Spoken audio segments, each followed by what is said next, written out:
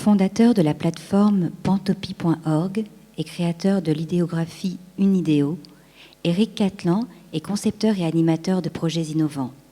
À travers les histoires des différentes cultures, il nous amène à la source du rêve universel.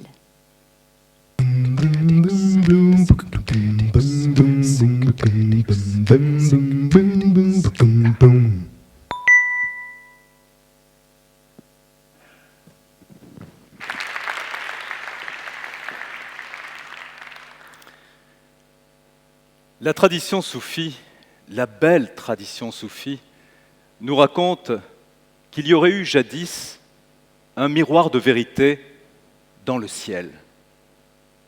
Celui-ci serait un jour tombé sur terre et se serait brisé en une infinité de morceaux.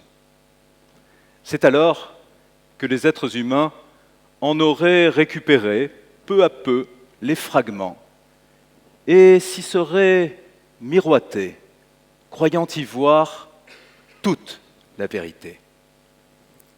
L'histoire de l'humanité, l'histoire de ces conflits incessants, de ces querelles idéologiques, ressemble à s'y méprendre à celle de ces fragments. Pourtant, pour peu que nous comprenions que ceux-ci sont les parties d'un tout indissociable, alors l'histoire de l'humanité pourrait prendre une dimension insoupçonnée. Tu rêves, me dira-t-on. Oui, je rêve. Je rêve d'un monde où chaque fragment serait une invitation au partage, à l'écoute, au dialogue, où chaque fragment ne serait pas une fin en soi, mais un début en l'autre. Tel est le rêve que j'aimerais aujourd'hui partager avec vous. Mais avant d'y venir, partons pour un voyage en quelques escales à la rencontre de l'un parmi cette infinité de fragments, celui-là même du rêve et de son miroitement universel. Et pour l'illustrer, je vous propose de découvrir chemin faisant une idéographie contemporaine dont vous voyez ici les 45 principales clés et sur laquelle nous reviendrons, bien entendu. Le rêve est omniprésent à travers le monde. Nous sommes tous concernés par ces variations de codes, de symboles, de traditions, d'interprétations.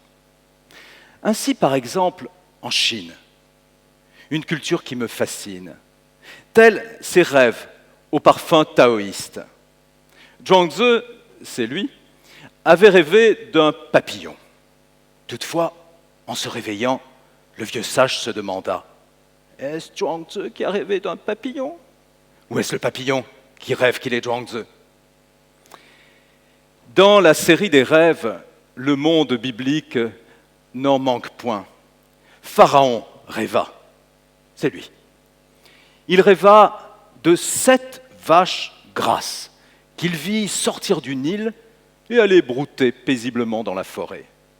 Puis de 7 vaches décharnées qui engloutirent les premières.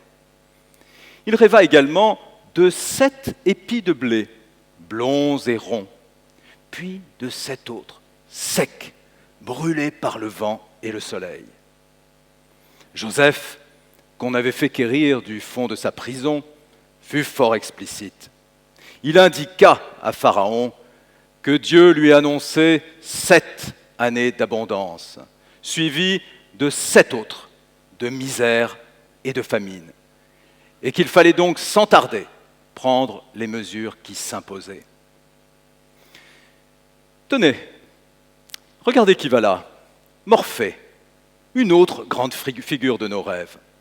Morphée doit son nom au grec « forme », car il peut se métamorphoser à sa guise. Morphée, le plus célèbre des oniroi, les nombreuses divinités du sommeil. On dit que celle-ci s'élance à la nuit tombée. Nous poursuivrons notre voyage dans les terres des aborigènes australiens. Ne trouvez-vous pas ce peuple admirable, dans toute son humanité, sa richesse culturelle, linguistique ? Les aborigènes sont enfants du Jogurba, enfant du rêve. Le monde y vit le jour, son relief s'y fixa. Des êtres spirituels créèrent roches, plantes, animaux. Ils tracèrent également les routes sacrées. Le rêve continue d'être aujourd'hui, bien que notre faculté à le voir ait considérablement diminué. Nous ferons une dernière escale dans les vastes forêts amérindiennes, où nous trouverons un chasseur désespéré.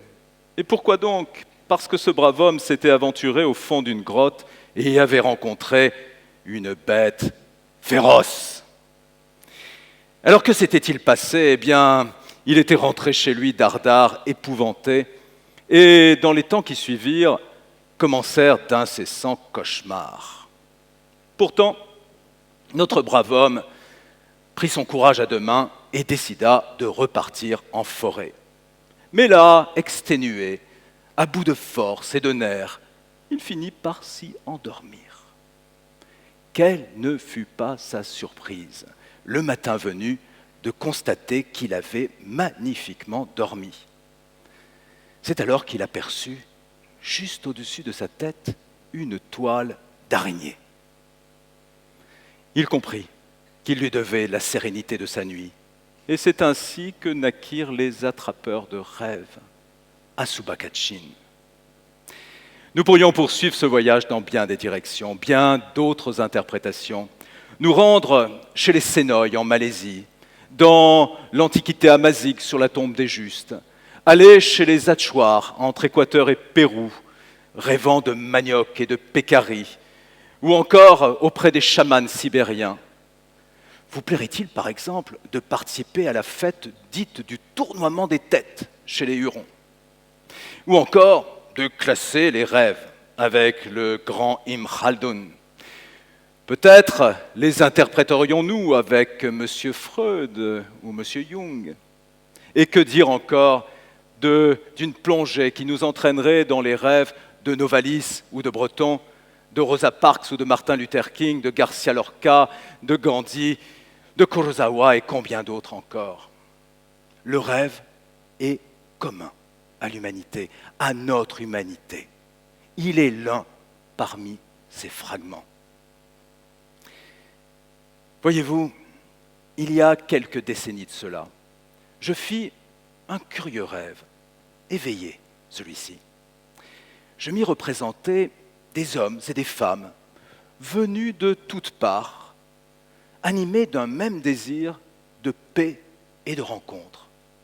Je les vis déposer des paquets dont je ne savais pas précisément ce qu'ils contenaient, de même que j'ignorais pourquoi ils étaient ainsi en route. Pourtant, je me suis dit que malgré l'étrangeté de ce rêve, ou peut-être en raison de l'étrangeté de ce rêve, celui-ci méritait d'être suivi, qu'il devait avoir du sens. Alors, je suis parti vers les horizons les plus divers, à la rencontre quelque peu hasardeuse de porteurs, de porteuses de fragments disséminés à travers le monde. Permettez-moi ici de les remercier du fond du cœur, car sans elles, sans lui, tout ce rêve n'aurait jamais pu s'accomplir. Leurs gestes, leurs mots, leurs objets, leurs sourires ont initié la matière même de ce rêve. Je m'y suis laissé entraîner dans un tourbillon sans fin, un flux ininterrompu de rencontres, de réflexions, d'échanges. Cela m'amena aux heures les plus indues, dans les lieux les plus improbables, à m'interroger sur la multiplicité de nos approches, culturelles, idéologiques, sociales, scientifiques, artistiques, historiques, et surtout sur la manière de mieux les accueillir que je ne l'avais fait jusqu'ici. J'ai alors tenté d'élaborer des correspondances entre langage, culture, savoir. Et c'est ainsi qu'est née l'écriture Unideo, dont vous avez vu quelques exemples et dont vous trouvez ici celui décomposé du rêve. Tout son principe est d'associer des clés conceptuelles et graphiques afin de représenter dans la diversité de nos langages, de nos systèmes de pensée, nos variations de connaissances, d'idées, sans négliger pour autant la part de signification personnelle. De plus savants, de plus instruits que moi, pourront faire observer que tout ceci n'est pas très raisonnable. Comment créer, inventer des hiéroglyphes à l'heure du code binaire? Effectivement, voilà qui mérite réflexion. Voyez-vous, l'aventure Unideo ne s'est pas reflétée elle-même. Elle est partie pendant des années ensuite à la rencontre des écritures, des langues, de l'histoire, de nos contes et légendes, ce patrimoine merveilleux d'une veillée universelle, ou encore de l'indéfinition tentant de refléter nos variations de signification. Tout ceci a enfanté d'une plateforme très artisanale qui s'intitule Pantopie et qui tente de refléter nos pluralités d'être, d'agir, de communiquer ou de penser. Tourbillon, disais-je, assurément, le mot est faible. Après l'avoir redistribué, ce rêve a orienté mon existence jusqu'au jour où j'ai pressenti que quelque chose se tissait d'exceptionnel, une convergence inédite. En effet, tandis que ce monde nous semble à bien des égards complexe, confus, critique, voire absurde, demandons-nous ceci. Sommes-nous prêts à y saisir l'opportunité d'une alliance contemporaine du sens dont le fil conducteur pourrait être très simplement, très concrètement, le partage de nos cultures? En quel domaine? Sur quel objet? Eh bien, en vérité, tous. Le poète ne nous dit-il pas qu'un brin d'herbe n'est pas moins important que la course des astres? Oui, sommes-nous, vous et moi, là où nous sommes et là où nous irons, naturellement porteurs, porteuses d'une nouvelle forme de croissance, une croissance culturelle de l'humanité, à travers une myriade d'initiatives pédagogiques, ludiques, artisanales, agricoles, sémiotiques, numériques. Que diriez-vous si nous commencions aujourd'hui à mettre en commun ces parts d'humanité, qu'elles soient détachées du ciel, issues de la terre ou nées de notre créativité? À ce stade conclusif du propos, vous aurez deviné ma réponse. Je la formulerai par un tout dernier rêve, tout aussi éveillé. Au plus profond de moi-même, j'aimerais qu'advienne un réenchantement du temps présent.